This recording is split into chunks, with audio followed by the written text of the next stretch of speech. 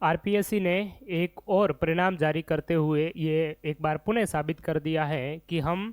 Exam करवाएंगे, paper भी लेंगे, लेकिन सिलेक्शन किसी को वो नहीं देंगे। 2000 से ज़्यादा पदों पर स्कूल लेक्चरर के लिए विज्ञापन है वो जारी किया था 2024-25 में, और इनके एग्ज़ाम इत्यादि करवाए और उनके लगातार परिणाम है वो हमारे सामने आ रहे हैं। इससे पहले आपने देखा होगा पॉलिटिकल साइंस के 225 पदों पर जो भर्ती थी टोटल, और उसमें केवल 4 अभ्यर्थियों को प्रोविजनली पास है वो किया था। और अब जो है स्कूल लेक्चरर में फिजिकल एजुकेशन का आपका जो पेपर हुआ था, और इस फिजिकल एजुकेशन में टोटल 37 पोस्ट थी, 37 पदों पर ये आपकी भर्ती जो है, इसका विज्ञापन में 37 पद थे फिजिकल एजुकेशन में, और 37 पदों के विरुद्ध मात्र एक अभ्यर्थी का है वो फाइनल रूप से है वो चयन हो पाया है, जिसके रोल नंबर आप यहाँ पर है वो देख पा रहे हैं। 224.67 मार्क्स के साथ में इन्होंने अंतिम रूप से सफलता प्राप्त की है। सेवा नियमों में यह भी प्रावधान रहता है कि आपको जितने वर्गवार पद हैं उन पदों के 50% पदों पर मेन लिस्ट के साथ में रिजर्व लिस्ट भी है वो जारी करना होता है। लेकिन यहाँ पर मुख्य सूची में भी केवल एक ही अभ्यर्थी मिला है, तो आरक्षित सूची है वो जारी करने का तो कोई प्रश्न ही नहीं बनता है।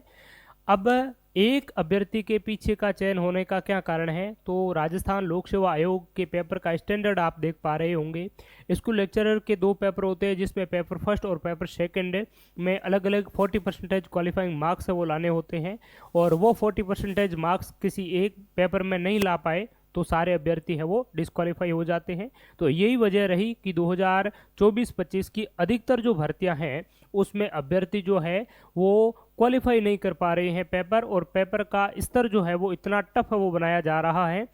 जो सवाल यहाँ पर मूल किताबों की मुख्य रूप से बात है वो हो रही है, लेकिन मूल किताबों की अगर हम बात करें राजस्थान बोर्ड या एनसीईआरटी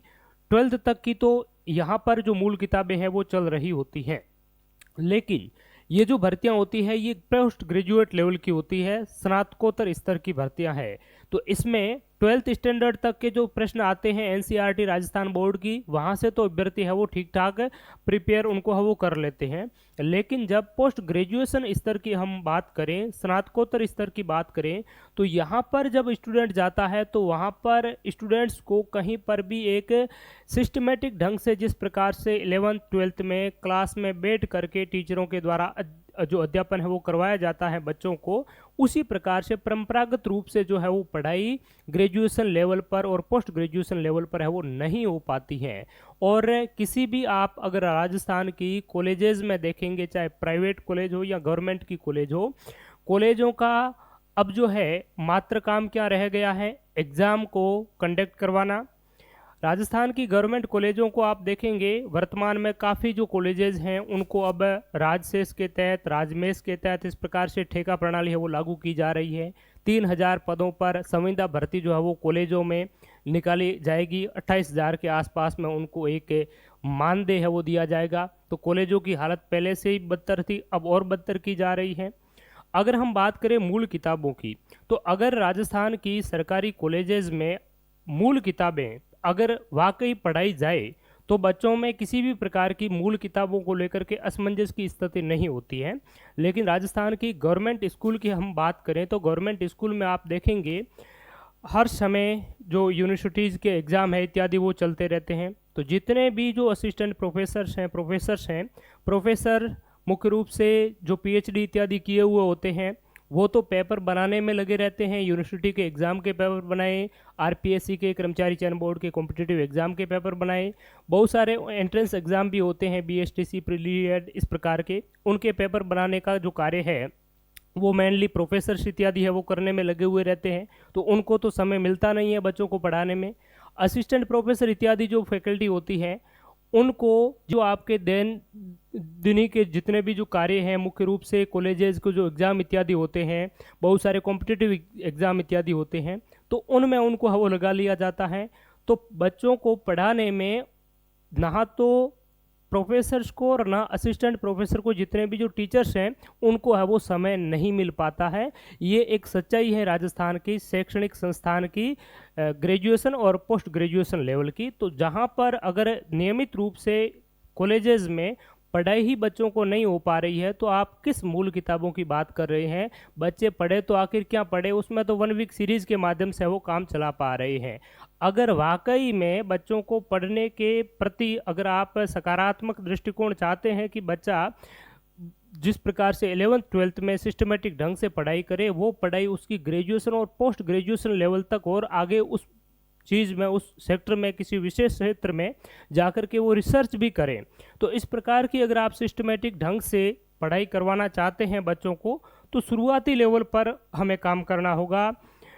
12th के बाद में हमें ये जो चीज़ें हैं वो पहले धरातल पर अप्लाई करनी होगी, उसके बाद में कॉम्पिटिटिव दुनिया में हम परिवर्तन अगर करेंगे तो डेफिनेटली उसमें वो परिवर्तन हो पाएगा। आप सवाल पूछ रहे हैं राजस्थान का इतिहास। राजस्थान के इतिहास, बहुत सारे जो इतिहासकारों ने वो राजस्थान के इतिहास कार्य पर शोध किया है, लिखा है, वर्तमान में भी बहुत सारे रिसर्च हो रहे हैं। तो आप सवाल उन रिसर्च पेपर से उठा रहे हैं। आप सवाल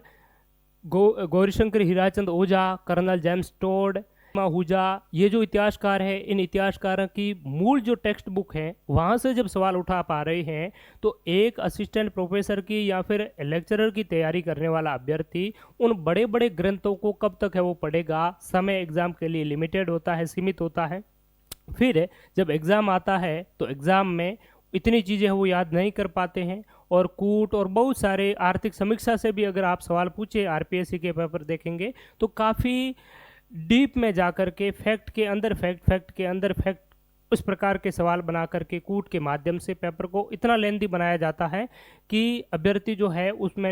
जो मिनिमम क्वालिफाइंग मार्क्स है वो भी नहीं ला पा रहा है। तो प्रश्न होना चाहिए, एक अवधारणात्मक जो चीज़ें हैं, कंसेप्चुअल चीज़ें हैं वो भी होनी चाहिए, फैक्चुअल भी होनी चाहिए, और विशेष रूप से फोकस किया जाना चाहिए कि जो अभ्यर्थी है उन्होंने जहाँ तक जो पढ़ाई की है और उस पढ़ाई में विशेष रूप से जो पुस्तकें ज़्यादातर 12th स्टैंडर्ड तक जो चल रही होती है एनसीईआरटी की, राजस्थान बोर्ड की, तो उन किताबों को अगर ध्यान में रखते हुए पेपर अगर बनाया जाएगा तो डेफिनेटली अच्छे जो है कार्मिक भी आपको मिलेंगे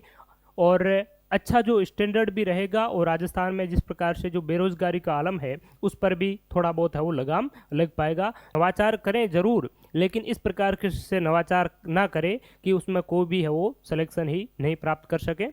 तो आप सभी अभ्यर्थियों से भी ये निवेदन रहेगा कि इस बात को लेकर के जितने भी हाल के आरपीएससी के जो एग्ज़ाम हुए हैं, उन एग्ज़ाम के जो रिजल्ट्स है, उन रिजल्ट को आप देखिए, रिजल्ट को बाहर निकालें। और राजस्थान में अभी बजट सत्र भी चल रहा है, तो उस बजट सत्र में अपने अपने जितने भी जो प्रतिनिधि है, विधायक जो गण हैं, उन विधायक गणों को आप विधानसभा में प्रश्न रखने के लिए है वो कहें, और ये चीज़ें विधानसभा में उठाने के लिए कहें कि इस प्रकार की जो चीज़ें हैं वो आरपीएससी के द्वारा करवाई जा रही है, जिससे योग्य अभ्यर्थी है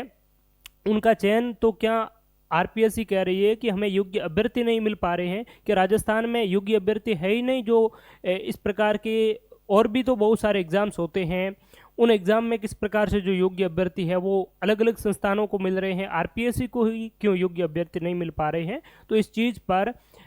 विशेष रूप से गंभीरता के साथ में विचार है वो होना चाहिए। और इस बात को अगर